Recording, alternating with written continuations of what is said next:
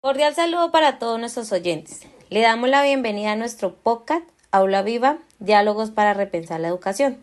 En este espacio vamos a conversar sobre la educación como una construcción histórica, social y cultural, pero también como una experiencia que debe preparar a los estudiantes para la vida. Nos acompañan nuestras compañeras María Sorania Alzate Marín, Luz Mari Pino Gutiérrez, María Lady Palacios Murillo y quien les habla, Lindy Lorena León Martínez. Bueno, el tema que abordaremos hoy es la educación como construcción histórica y aprendizaje para la vida, retos de la pedagogía en la escuela actual. Esta reflexión nace de la necesidad de mirar la educación más allá de los contenidos escolares. Es que la escuela no solo enseña matemáticas, lenguaje, ciencias o historia, también transmite formas de convivir, de participar, de pensar críticamente y de reconocerse como parte de una sociedad. Este argumento, compañera Sorani, cuando hablamos de educación desde una mirada histórica, comprendemos que la escuela no ha sido igual a través de los tiempos. Según se va, los sistemas educativos iberoamericanos se fueron configurando en relación a los procesos políticos, sociales y culturales. Es decir, la educación no aparece aislada, sino conectada con las necesidades de cada época. Por eso, estudiar la historia de la educación nos permite entender por qué algunas prácticas escolares permanecen vigentes y otras necesitan transformarse. Claro, compañera. En el caso colombiano, Pérez e Hidárraga explica que la educación ha atravesado diferentes momentos, marcados por las tensiones sociales y ampliación del acceso escolar. Sin embargo, aunque ha avanzado en cobertura, todavía existen desafíos importantes relacionados con la calidad, la equidad, la permanencia y la pertinencia de lo que se enseña. Esto nos invita a preguntarnos si las escuelas actuales están respondiendo realmente a las necesidades de los estudiantes y de sus comunidades.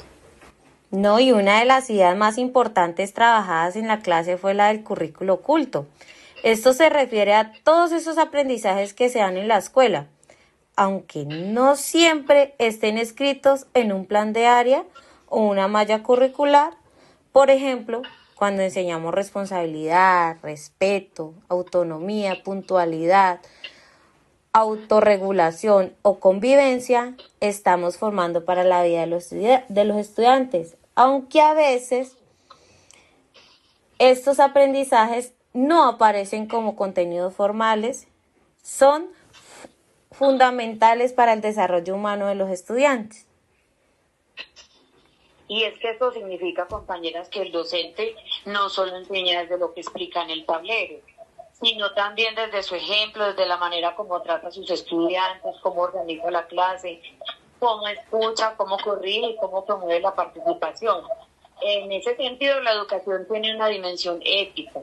No basta con que el estudiante memorice información. Es necesario que aprenda a pensar, a convivir, a tomar decisiones y a reconocer su responsabilidad frente a otros.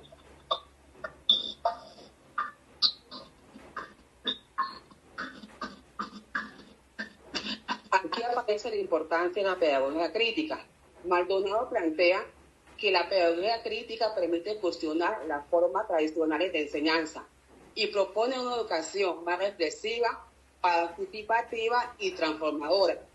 Desde esta perspectiva, el estudiante no debe ser visto como un sujeto pasivo que solamente recibe información, sino un sujeto capaz de interpretar su realidad y actuar sobre ella. Muy bien, compañera. La pedagogía crítica nos ayuda a comprender que la educación debe relacionarse con los problemas reales del contexto.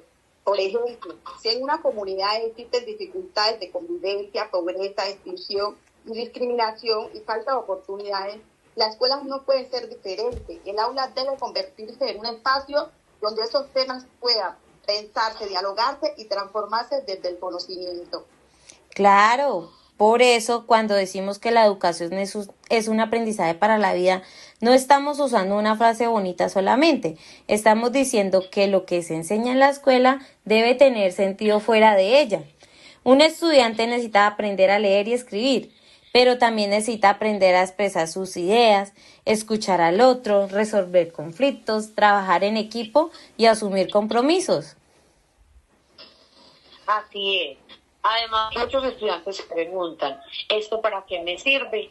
Y esa pregunta no nos debe incomodar a nosotros como docentes, por el contrario, debe ayudarnos a revisar nuestras prácticas. Si el conocimiento no se conecta con la vida, pierde fuerza. Por eso, compañeras, una clase de lengua le puede enseñar comunicación, pensamiento crítico y argumentación. Una clase de ciencias puede formar conciencia ambiental. Una clase de historia puede ayudar a comprender el presente. Y una clase de matemáticas puede fortalecer la toma de decisiones. Mi compañera, también es importante reconocer que la historia de la educación nos muestra que la escuela ha sido un espacio de reproducción, pero también de transformación. Puede repetir desigualdades cuando no conoce las realidades de sus estudiantes, pero también puede abrir posibilidades cuando conoce su contexto, su cultura, sus voces y sus experiencias. Y ahí está uno de los grandes retos de la educación actual. Claro, compañeras, en este punto consideramos que las escuelas deben ser sujetos críticos y sensibles, que no se trata solo de preparar para una prueba o calificación, sino de formar personas capaces de vivir en sociedad. Bueno, ahora queremos abrir una pequeña reflexión entre nosotras, compañeras. Desde nuestra experiencia, ¿qué aprendizajes consideras que realmente le sirve al estudiante fuera de la escuela? Bueno, yo considero que uno de los aprendizajes más importantes es la responsabilidad. Cuando un estudiante aprende a cumplir con una tarea, a organizar su tiempo y a responder por sus compromisos, él está desarrollando una habilidad que le servirá en su vida familiar, laboral, social, en todos los entornos donde él se desenvuelve.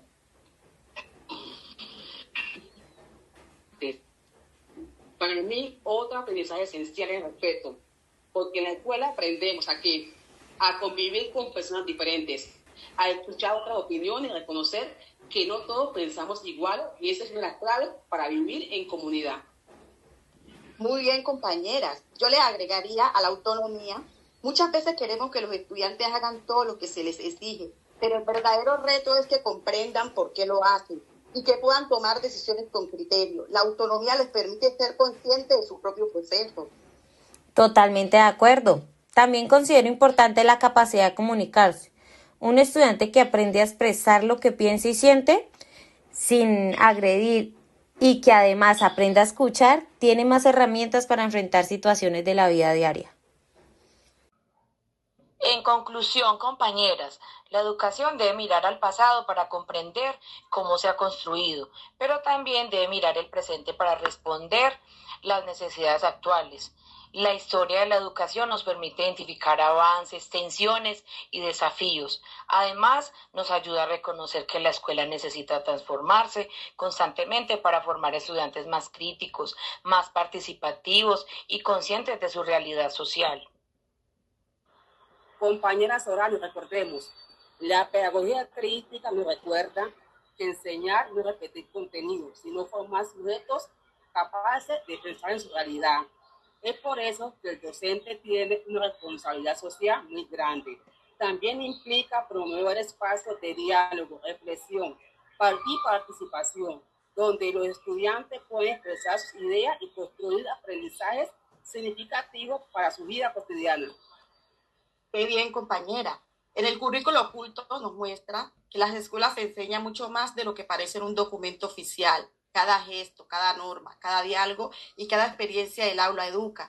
Por eso las relaciones humanas, la convivencia, el ejemplo del docente es fundamental para formar ética emocional de los estudiantes. Con esta reflexión llegamos al final de nuestro podcast Aula Viva, Diálogos para Repensar la Educación. Gracias a todas las personas que nos escucharon y acompañaron en este espacio de diálogo y reflexión. Esperamos que este episodio permita pensar la educación no solo como una transmisión de conocimientos, sino como una práctica humana, crítica y transformadora que pueda contribuir a construir una sociedad más consciente, participativa y solidaria. Hasta una próxima oportunidad.